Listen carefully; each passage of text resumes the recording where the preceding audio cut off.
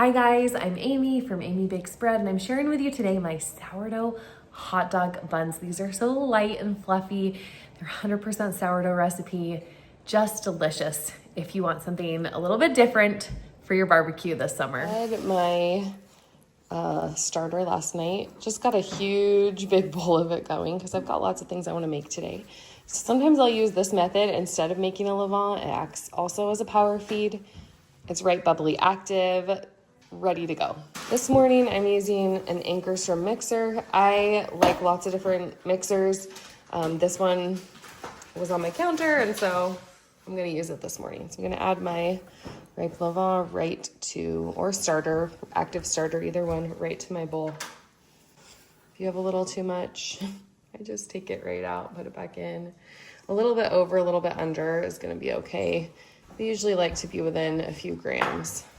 Add in your milk, your egg, your honey, salt, unsalted butter that's melted, and your bread flour. And then you're going to stick it into your mixer and mix it up. I'm using an Ankerstrom mixer here, and I'm going to knead it for about 8 minutes, maybe 10. Just kind of depends on how this dough is coming together. Now you can use any mixer. You can even knead this dough by hand if you want to. You just want a really smooth, cohesive dough. The Ankerstrom is especially nice because it has a feature where you can set a timer and let it go for the amount of time you want. Okay, the dough finished kneading. I let it go for about 8 minutes. And here it is. So smooth. It's tacky, not overly sticky. So like when I touch it like this, that's what I mean by tacky. If you were to pinch off part of this dough, you could easily roll it up into a ball. These types of things are really beneficial to know how your dough feels, especially if you're using cup measurements instead of the weight measurements. But you learn them kind of as you go. I'm gonna stick this into my proofing container, and then I'm gonna put it in my bread proofer to rise. I like to know the temperature of the dough just so that I'm aware of, okay, it's at 75. I want to keep it around 78 or so to get the rise that I want in the time frame that I want. So you can increase or decrease your temperature of your dough based on when you want it to be ready. It's been about 2.5 hours. I'm just gonna check this out really quick. You can see how it's filled out the container, but it hasn't risen very much yet. And I'm gonna check the temperature. Now I don't do this all the time, but I am curious. See how that has brought the temperature up, keeping it in the bread proofer. It's already up to like a 77. So the bread proofer is helping this to be a little bit warmer, which is what I wanted.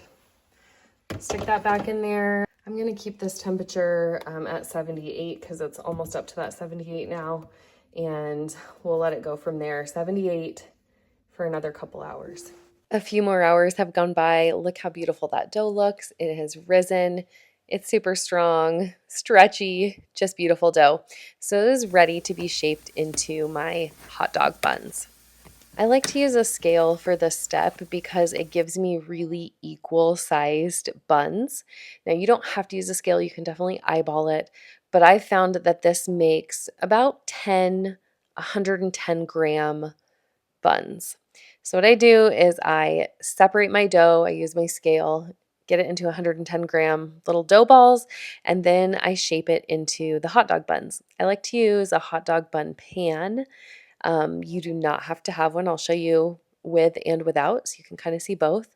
But all that we're really doing is we're rolling these into little logs, about 6 inches, pinch the ends, and then you're going to set them either on into your hot dog bun pan or just on a sheet pan. Make sure that you pat it out, that you roll it up tightly, and then pinch that seam together really tightly. I kind of fold over the ends just a little bit till I get this perfect little bun shape, and then I give it a little bit of a roll with my hands and stick it into the pan. Once you've got it all filled, I like to keep it warm again for another maybe 3 to 4 hours, and then I brush with a little egg wash. This, you will notice, has doubled in size. You really want these to double in size to be light and fluffy.